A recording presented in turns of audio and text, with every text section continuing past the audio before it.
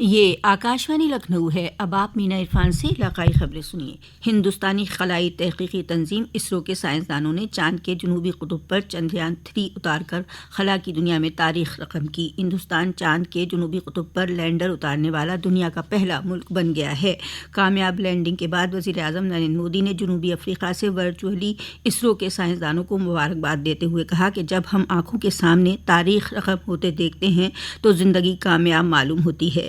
صدر جمہوریہ دروپدی مرمو نے چاند کی سطح پر چندریان 3 کی کامیاب لینڈنگ پر ہندوستانی خلائی تحقیقی ادارے کی ٹیم کو مبارکباد دیتے ہوئے کہا کہ یہ ایک اہم موقع ہے۔ انہوں نے کہا کہ تمام ہندوستانیوں کو فخر ہے۔ میں اسرو اور اس مشن میں شامل تمام لوگوں کو مبارکباد پیش کرتی ہوں اور ان کے لیے مزید بہت بڑی کامیابیوں کی خواہش مند ہوں۔ چندریان 3 کی کامیابی پر وزیر اعلیٰ یوگی آدتیہ ناتھ نے مبارکباد دیتے ہوئے کہا کہ یہ نئے بھارت کی صلاحیت اور طاقت کا زوردار مظاہرہ ہے۔ اسرو کے سائنسدانوں نے وزیر اعظم کی قیادت میں وہ کارنامہ کر دکھایا جو اب تک کسی نے نہیں کیا۔ اس موقع پر بنگلورو میں اسرو ہیڈ کوارٹر کے اہلکاروں نے تالیاں بجا کر ایک دوسرے کو مبارکباد دی۔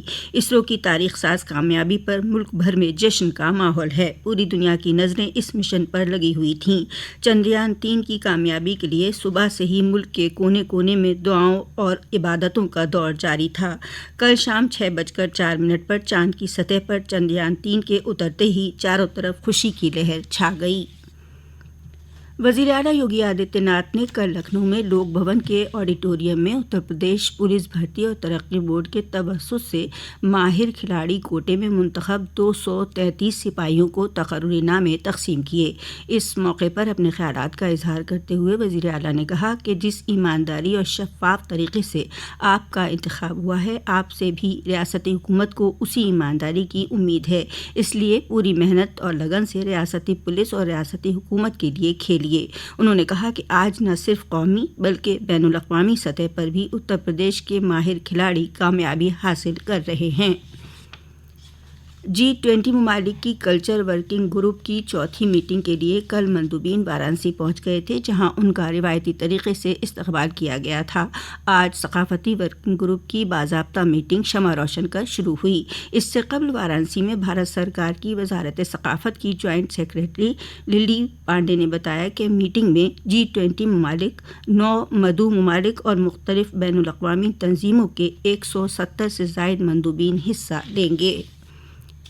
الہ آباد ہائی کورٹ نے اتر پردیش گنڈا ایکٹ کے غلط استعمال پر تشویش ظاہر کی ہے۔ ریاستی حکومت کو 31 اکتوبر 2023 تک گنڈا ایکٹ کی کارروائی میں پوری ریاست میں یکساں گائیڈ لائن جاری کر سبھی ضلع مجسٹریٹوں کو سختی سے اس پر عمل کرانے کی تلقین کی۔ کورٹ نے کہا کہ اتر پردیش گنڈا کنٹرول ایکٹ کے تحت کارروائی میں یکسانیت نہیں ہے۔ عادتاً مجرم کو نوٹس دی جانی چاہیے، صرف ایک کیس پر گنڈا ایکٹ کی کارروائی نہیں کی جا سکتی۔ ریاست کے زیادہ تر اضلاع میں بارش کا سلسلہ آج بھی جاری ہے۔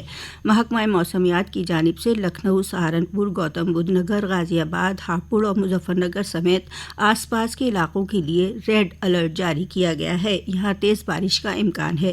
وہیں کانپور، پرتاپ گڑھ، سیتاپور، رائے بریلی، سلطان پور، اناؤ، امیٹھی، ایودھیا اور پریاگ راج کے لیے یلو الرٹ جاری کیا گیا ہے۔ سنبھل ضلع میں مسلسل بارش کے مدنظر ضلع مجسٹریٹ منیش بنسل نے سبھی اسکولوں کو آج یعنی 24 اگست کو تعطیل رکھنے کی ہدایت دی تھی۔ انہوں نے بتایا کہ درجہ 1 سے 8 تک کے اسکول آج بند رہیں گے۔ ریاست میں اس وقت 18 اضلاع کے 650 سے زائد گاؤں سیلاب سے متاثر ہیں۔ ان میں NDRF، SDRF اور PAC کی کل 11 ٹیمیں راحت کاموں میں لگی ہوئی ہیں۔